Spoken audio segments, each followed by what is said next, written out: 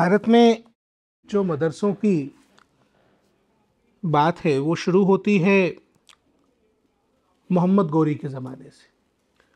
जब मोहम्मद गौरी ने पृथ्वीराज चौहान को जीत लिया तो पहला मदरसा जो है भारत में वो अजमेर में बनाया गया।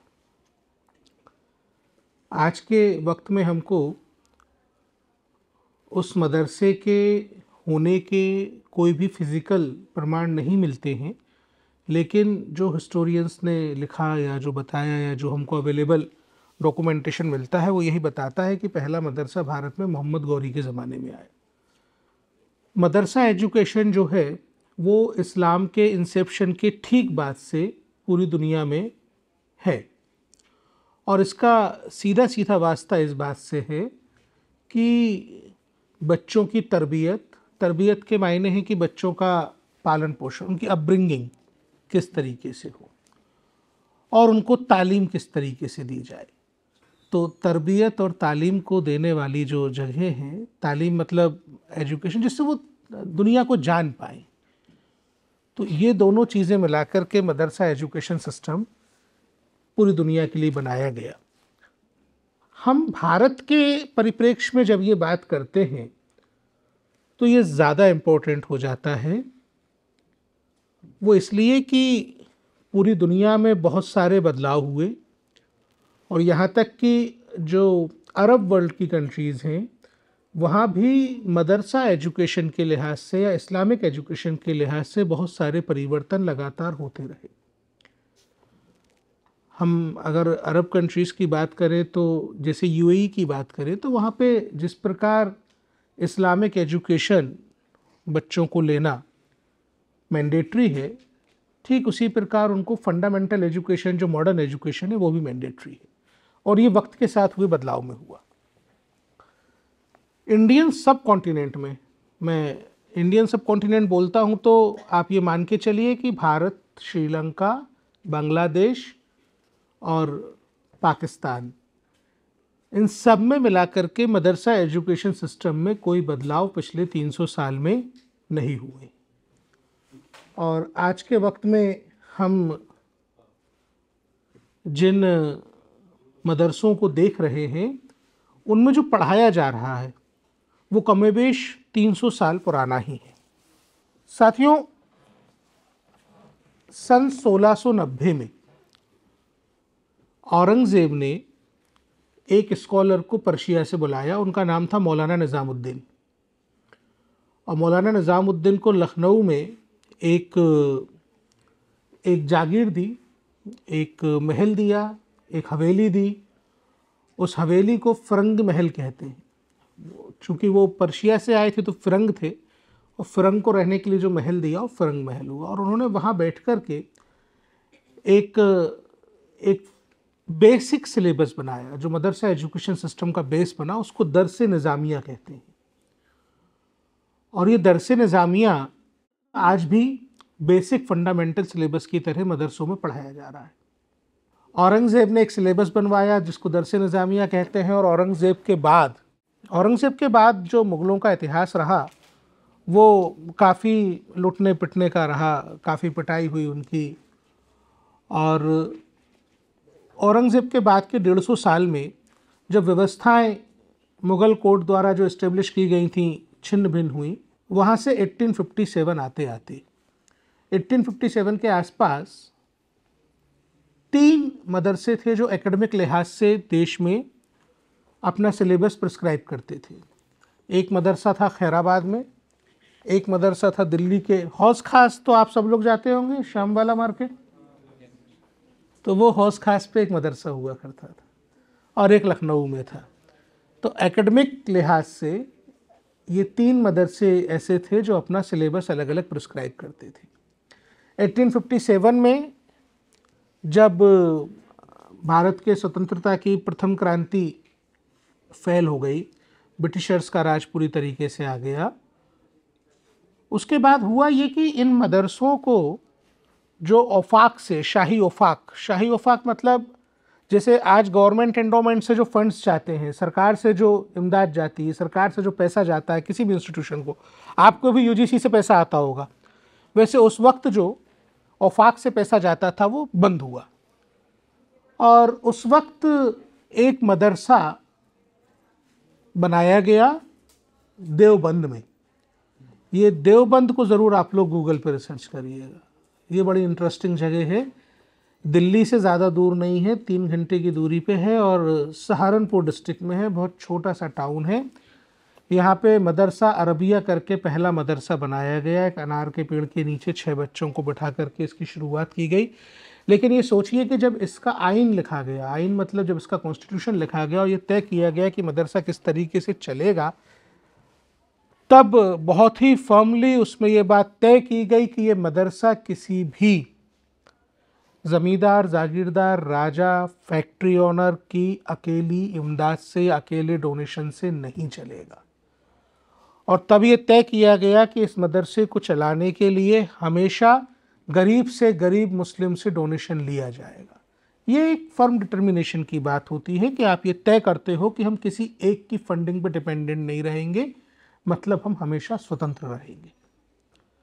हम सरकार से फंडिंग नहीं लेंगे, हम किसी ज़मींदार से पैसे लेंगे, लेकिन इकलौते किसी की फंडिंग पे या कोई ज़मीन दे दी कि भाई ये 200 एकड़ ज़मीन है, इसकी खेती से जो पैदा होगा वो इस मदरसे को जाएगा और उसके अलावा वो फंडिंग नहीं लेगा। उन्होंने ऐसा करने से शुरू में ही मना कर दिया।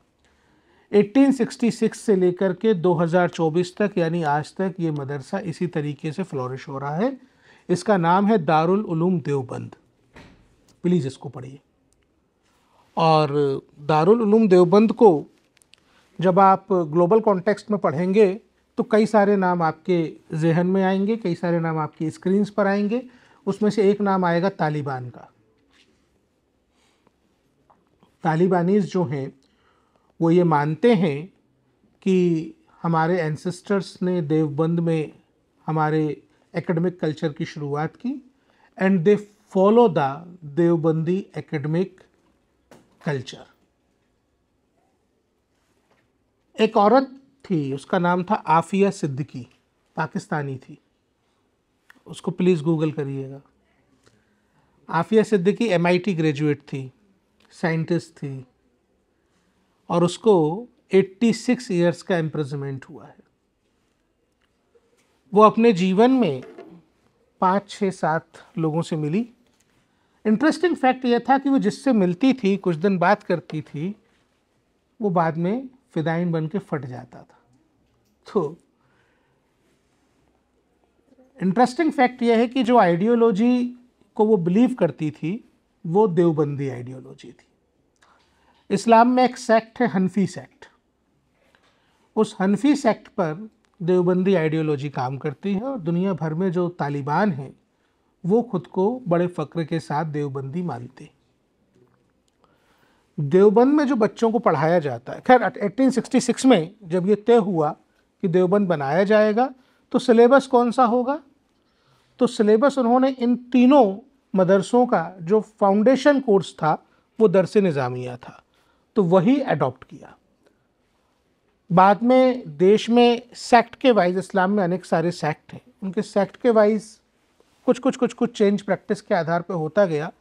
लेकिन जो इस्लामिक लिहाज से फाउंडेशन कोर्स है वो आज भी दरस निज़ामिया है। भारत, बांग्लादेश और पाकिस्तान में पिछले 300 साल में इसको कभी पलट के नहीं देखा गया, कभी बदला नहीं गया। मैं बड़ी जिम्मेदारी से आपके बीच में बात रख के जा रहा हूँ, आप एनालाइज करिएगा, पढ़िएगा। जस्टिस सच्चर कमेटी रिपोर्ट में जो आंकड़े रखे गए वो झूठे हैं, वो गलत हैं और गुमराह करने वाले। मसलन जस्टिस सच्चर कमेटी रिपोर्ट में कहा गया कि मुसलमानों के केवल 4% बच्चे जो हैं वो मदरसों में पढ़ रहे हैं, लेकिन फुट नोट में ये था कि ये 7 से 9 साल की एज ग्रुप की। फुट नोट में ये भी था कि वो मदरसे हैं जो किसी मस्जिद के साथ अटैच्ड नहीं है। और जो डेटा सोर्स उन्होंने यूज़ किया वो यूडाइस था। यूडाइस एक गवर्नमेंट ऑफ इंडिया का एक डेटाबेस मेंटेन करने का सिस्टम है जिसमें सारे मुल्क में जितने भी बच्चे स्कूलों में पढ़ रहे हैं, वो जिन स्कूलों में या जिन इंस्टीट्यूशंस में जा रहे हैं वो रिकग्नाइज्ड हैं, अनरिकग्नाइज्ड हैं, उनका नंबर होता है यूडाइस। यानी जो सरकार के मैपिंग के दायरे में मदरसे हैं वो केवल उन्हीं की बात कर रहे थे। और अगर 19-20 लाख बच्चों की वो बात कर रहे हैं तो केवल उन मदरसों की बात कर रहे हैं जिन मदरसों पे सरकार का किसी न किसी रूप में कंट्रोल है या सरकार का कहीं इंटरवेंशन है, इंटरफेरेंस है।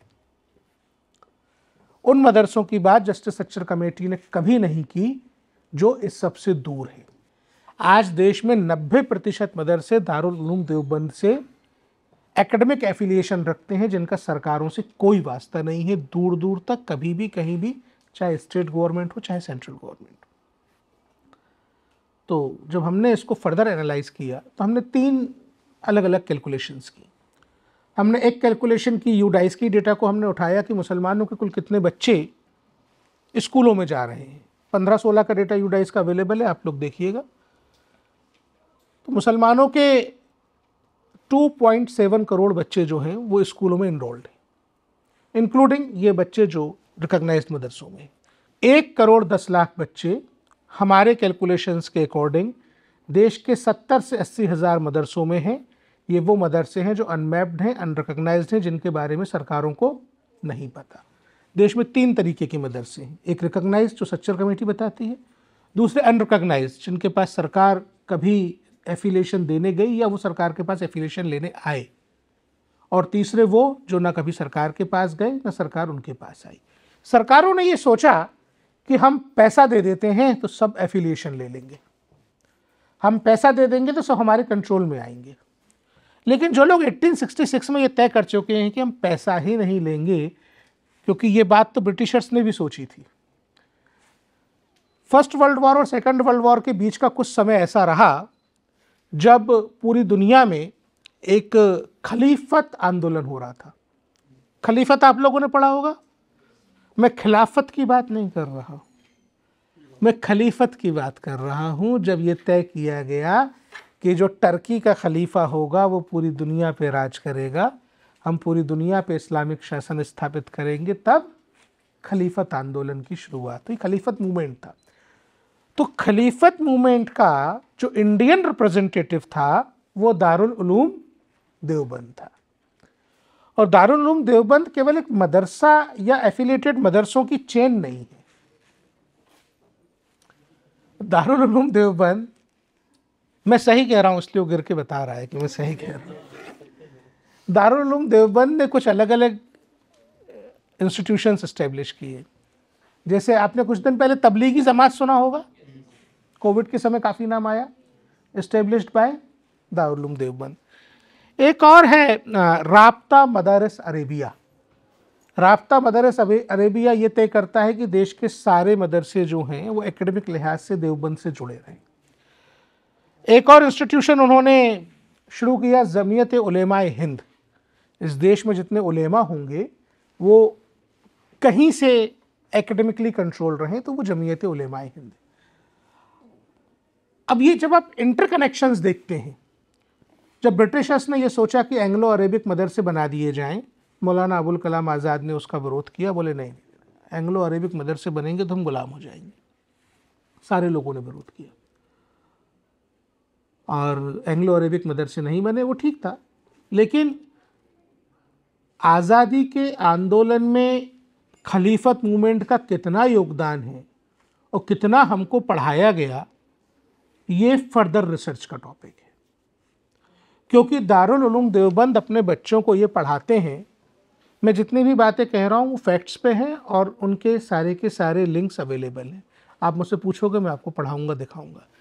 देवबंद खुद ये कहते हैं, दारुल उलूम देवबंद, कि 1920 के आसपास पंडित जवाहरलाल नेहरू, महात्मा गांधी, डॉक्टर राजेंद्र प्रसाद जैसे लोग जो फ्रीडम मूवमेंट के नेता थे, उनको देवबंद के स्कॉलर्स जाके बताते थे कि आपको अब क्या करना है, और उसके अकॉर्डिंग फ्रीडम मूवमेंट चलता था।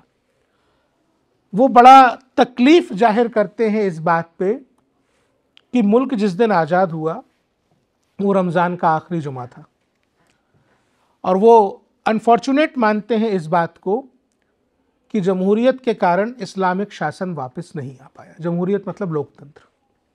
तो दे डोंट बिलीव इन लोकतंत्र, दे बिलीव इन इस्लामिक शासन जो नहीं आ पाया, जिसके लिए वो बच्चों को तैयार करने का काम आज भी कर रहे हैं। जब हम सारे डॉट्स को कनेक्ट करते हैं तो ये अपने आप में खतरनाक है कि आपके देश के 1,10,00,000 बच्चे उस सिस्टम में फंसे हुए हैं जहाँ अभी भी ये बताया जाता है कि कोई भी आज़ादी तब मायने रखती है जब 100% इस्लामिक शासन वहाँ पे लागू हो जाए। ये खतरनाक है। आखिरी जो पैट्रन हुए दारुल उलूम देवबंद के, उनका नाम था मौलाना अशरफ अली थानवी। मौलाना अशरफ अली थानवी ने कई सारी स्पीचेस दी, कई सारी किताबें लिखी। मौलाना अशरफ अली थानवी की स्पीचेस के आधार पर छपी हुई किताबें और उनकी लिखी हुई किताबें मिला के 1000 के ऊपर होती हैं, जिनको देवबंद के अलग अलग कुतुब खाने मतलब प्रिंटिंग प्रेसेस छापते हैं। उनमें एक किताब है बाहिश्ती ज़ेवर।